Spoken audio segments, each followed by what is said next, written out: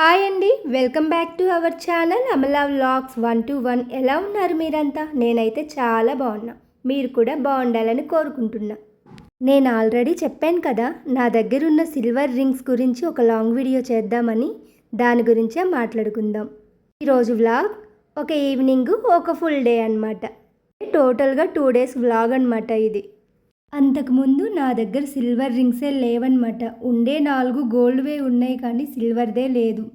Health పరంగా ముత్యం వాడుకోవాలంటే గోల్డ్లో కంటే సిల్వర్లోనే ప్రాముఖ్యత ఎక్కువ అన్నమాట.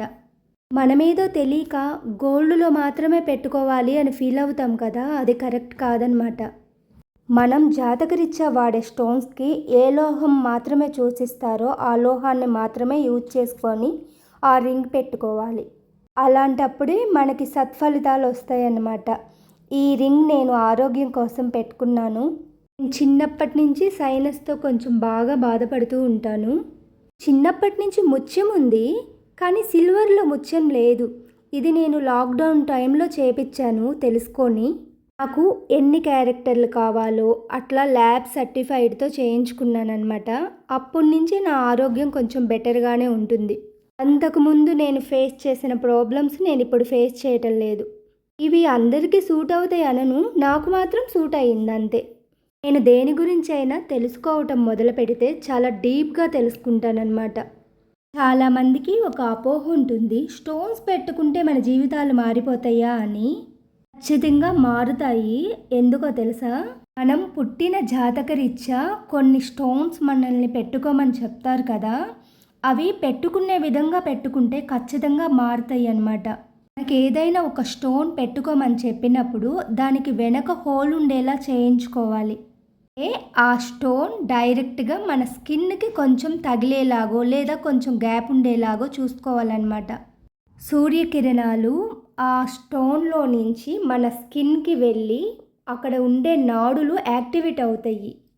అలా యాక్టివిటీ అయినప్పుడు మనకి దేనికి సంబంధించి పెట్టుకుంటున్నామో ఆ నాడి మంచి వర్కింగ్లోకి వెళ్తుంది అనమాట. ఈ ఆధ్యాత్మికమే కాదు, సైంటిఫిక్గా కూడా ప్రూవ్ అనమాట. సూర్యకిరణాల వల్ల ఆ స్టోన్లో ఉండే పవర్ మనలోకి చేరుతుంది, నాడుల్లోకి. హెల్త్ బాగుంటే ఆటోమేటిక్గా మన బ్రెయిన్ మంచి వర్కింగ్లో ఉంటుంది కదా, మనం బతకటానికి ఎదగటానికి సహాయపడుతుంది. మిగిలిన మోడల్ రింగ్స్ వేరే ఫ్రెండ్స్ తెచ్చుకుంటుంటే చూసి నచ్చి నేను కూడా తెప్పించుకున్నాను అనమాట. నేను స్వయంగా వెళ్ళి కూడా తెచ్చుకోలేదు. కాడే కంప్లీట్ అయిపోయింది. నెక్స్ట్ డే సడన్గా ఊరెళ్ళాల్సి వచ్చింది. నాకు ముందు రోజే తెలుసు ఊరెళ్ళాలంటే కొంచెం ఎర్లీగా నిద్ర లేచి పిల్లలకి హస్బెండ్కి వంట చేసి పెట్టుకొని వెళ్ళాలి కదా. దగ్గరుండి కూరలేసి పెడితేనే తింటారు, లేదంటే వీళ్ళకి కష్టం. అందుకని పులిహార చేసేసాను అనమాట. ఉదయం బ్రేక్ఫాస్ట్కేమో ఊతప్పంలాగా వేసాను. వీటినే దిబ్బ రొట్లు అనేవాళ్ళు మా చిన్నప్పుడు. వేసి హాట్ బాక్స్లో పెట్టేస్తే వాళ్ళు తినేస్తారు. 5కి నిద్ర లేచినప్పుడు సూర్యుడు చూడండి ఎంత బాగున్నాడో. నేను వంట చేసుకొని బయటకు వచ్చేలేకి మంచి ఎండ వచ్చేసింది. ఆ కొబ్బరి చెట్ల మధ్య నుంచి సూర్యుని చూస్తుంటే అలానే చూస్తూ ఉండాలనిపిస్తుంది. విడి రోజుల్లో ఏమో అంత ఎర్లీగా నిద్రలేగము, పనున్న రోజేమో అంత ఎర్లీగా లేచినా చూస్తూ కూర్చోలేము. ఊరెళ్ళడానికి రెడీ అవ్వాలి కదా. నేను రెగ్యులర్గా యూజ్ చేసేది కాటన్ డ్రెస్లే, కానీ లెగ్గిన్స్తో పేరప్ చేస్తాను కదా. అలా కాకుండా ఈ సమ్మర్కి 3 piece సెట్ తెప్పించుకున్నానమాట. మా పిల్లలు చిన్నగా ఉన్నప్పుడు, మా పిల్లలు పుట్టినప్పుడు 3 piece సెట్లు వాడేదాన్ని. అవి నేను ఓన్గా స్టిచ్ చేసుకొని, మనం స్టిచ్ చేసుకోవడం అంటే స్కర్ట్స్తో స్టిచ్ చేసుకుంటాం కదా, అలా కాకుండా నాకు గత కొన్ని ఇయర్స్ నుంచి అంబ్రిల్లా టైప్ డ్రెస్సెసే నచ్చుతున్నాయి. నాకు కావాల్సిన విధంగా డ్రెస్సెస్ దొరుకుతాయా అని చెక్ చేశాను, దొరికాయి. బడ్జెట్ ఫ్రెండ్లీలో కూడా ఉన్నాయి. నేను చిన్నప్పటి నుంచి డ్రెస్సింగ్ విషయంలో అస్సలు కాంప్రమైజ్ అవ్వను. నాకు నచ్చినట్లు ఉంటేనే వేసుకుంటాను. కలర్ బాగుండాలి, క్వాలిటీ బాగుండాలి, కంఫర్ట్ బాగుండాలి, అన్నీ బాగుంటేనే వేసుకుంటానమాట. శారీస్ అయినా డ్రెస్లు అయినా మంచిగా సెలెక్షన్ చేసుకుంటాను. మనం కొంచెం కలర్ కదా, ఏ డ్రెస్ వేసుకున్నా బాగానే ఉంటామనుకోండి. నాకు పెళ్ళయి పిల్లలు పుట్టిన దాకా మా అమ్మే సెలెక్షన్ చేసేది. ఆ తర్వాత నేను ఓన్గా సెలెక్షన్ చేసుకోవటం మొదలుపెట్టాను. ఎవరికైనా అమ్మల సెలెక్షన్ చేశారంటే ఇక వంక పెట్టాల్సిన అవసరమే లేదు. అలా నా చిన్నప్పుడు కూడా మంచి మంచి బట్టలు వేసుకునేదాన్ని. బయట నుంచి మా వారు టైం అయిపోతుంది అని అరుస్తున్నారు, కానీ నేను నిమ్మలంగా వీడియో తీసుకుంటున్నా. ఒకసారి యూట్యూబ్ స్టార్ట్ చేసామంటే ఎలాంటి విషయమైనా వీడియో తీయాల్సిందే కదా. చకచకా వీడియోస్ తీసుకున్నానమాట. మా వారు ఊరి నుంచి వచ్చిన తర్వాత తీసుకుందు బస్సు వెళ్ళిపోద్ది రారా అని గత్తర పెడుతున్నారు. ఏ మాటకు ఆ మాటే చెప్పుకోవాలి. మనం ఏదైనా ఒక పని మొదలుపెట్టినప్పుడు ఇంట్లో వాళ్ళ సపోర్ట్ లేకపోతే అస్సలు చేయలేము. నాకు ఆ విషయంలో మా ఇంట్లో వాళ్ళది ఫుల్ సపోర్ట్ ఉంది. నా వీడియోస్ కోసం నేను ఎంత టైం కేటాయిస్తానో పాపం ఏమీ అనరు.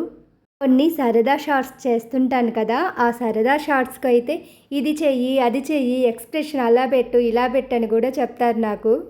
అరే మా వారంటే ఈ కాలం వారు, కానీ మా అమ్మ కూడా ఎంకరేజ్ చేస్తుంది. నాకు భలే హ్యాపీగా అనిపించింది. మేముండే ప్లేస్ నుంచి కందుకూరు దాకా పల్లి వెలుగు బస్సే ఎక్కాలి, తప్పదు. నుంచోవాలి, కూర్చోవాలి, నానా అవస్థలన్నీ పడాలి ఆ బస్సులో. కందుకూరు నుంచి హ్యాపీగా లగ్జరీగా మంచి బస్సు ఎక్కుతాను. లగ్జరీ కోసం కాదు, కొంచెం ప్రశాంతంగా కూర్చోవచ్చు కదా, ఎక్కడ ఆగకుండా డైరెక్ట్గా ఒంగోలు వెళ్ళిపోవచ్చు, అందుకోసం ఎక్కుతాను. పక్కన సీట్లు కొంచెం ఖాళీగా ఉంటే కొన్ని రీల్స్ కూడా తీసుకోవచ్చు ఈ బస్సులో అయితే. నన్ను నాకు తెలిసిన వాళ్ళు రిలేటివ్స్ ఒక క్వశ్చన్ వేస్తారు, ఎప్పుడు చూసినా నవ్వుతూ ఉంటావు, నీకు అసలు ప్రాబ్లమ్సే ఉండవా అంటారు. ఈ భూమి మీద ప్రాబ్లం లేని మనిషి ఎవరైనా ఉంటారా? ప్రతి విషయాన్ని దీర్ఘంగా ఆలోచించి మనసు పాడు చేసుకునే కంటే వాటికి సొల్యూషన్ వెతుక్కొని ఎలా క్యూర్ చేసుకోవాలా అని ఆలోచిస్తే ఎప్పుడు నవ్వుతూనే ఉండొచ్చు. నేను అంతే, ప్రతి విషయాన్ని భూతద్దంలో పెట్టుకొని అస్సలు చూడను. నాకు గట్టిగా ఇది బాధ అనిపించిందంటే నేను శివయ్య దగ్గర చెప్పేసుకుంటాను, అంతే నా సమస్య సాల్వ్ అయిపోద్దన్నమాట. సమస్య తీరడానికి టైం పట్టొచ్చు, కానీ ఫస్ట్ నాకు రిలీఫ్ దొరికిద్ది. ఆ సమస్య తీరడానికి మార్గాలు కూడా దొరుకుతాయి. అందుకే నేను పెద్ద భయపడను, ఎప్పుడు నవ్వుతూనే ఉంటా. నేను ఊరు వెళ్ళిన పని అయిపోయి రిటర్న్ కూడా అయిపోతున్నాను. అంతేనండి ఈ వీడియో. మన ఛానల్ని సబ్స్క్రైబ్ చేసుకోండి, లైక్ చేయండి, షేర్ చేయండి, కామెంట్ పెట్టండి. బాయ్.